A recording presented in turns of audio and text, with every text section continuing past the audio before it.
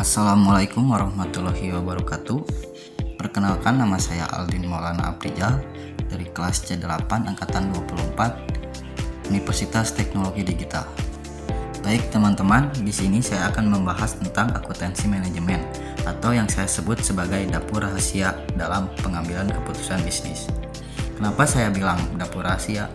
Karena disinilah semua perhitungan, analisis, dan strategi disiapkan untuk membantu para manajer membuat keputusan yang tepat.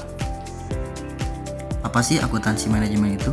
Nah, pertama-tama kita harus perlu membedakan dulu antara akuntansi keuangan dan akuntansi manajemen.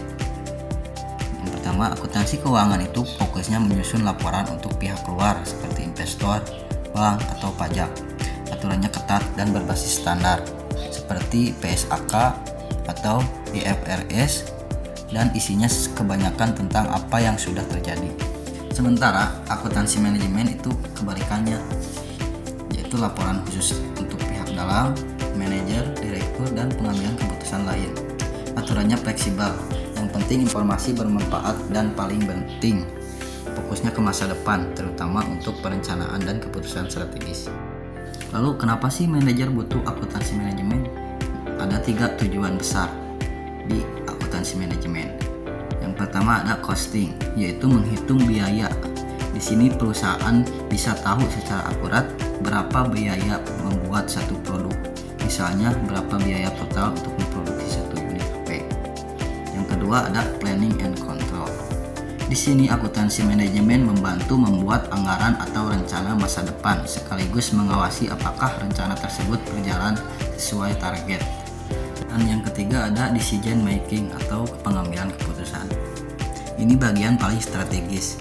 Informasi akuntansi manajemen dipakai untuk menjawab pertanyaan penting seperti contohnya, apakah perusahaan besar ini harus diterima? Apakah cabang yang merugi harus ditutup atau masih diselamatkan? Nah, semua keputusan besar ini butuh data yang kuat. Nah, jadi itulah 3 tujuan utama akuntansi manajemen. Di dalam organisasi, akuntansi manajemen itu bukan sekedar tukang catat angka.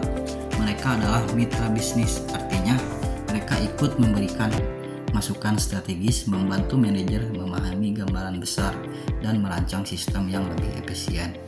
Ada juga posisi penting yaitu controller atau pengawas keuangan. Tugasnya memastikan semua laporan baik internal maupun eksternal disusun dengan benar dan bisa diandalkan. Kalau kita lihat sejarahnya, dulu akuntansi manajemen muncul dari era revolusi industri dan fokusnya hanya pada menghitung biaya produksi. Tapi zaman sudah berubah. Sekarang akuntansi manajemen berkembang jauh lebih luas.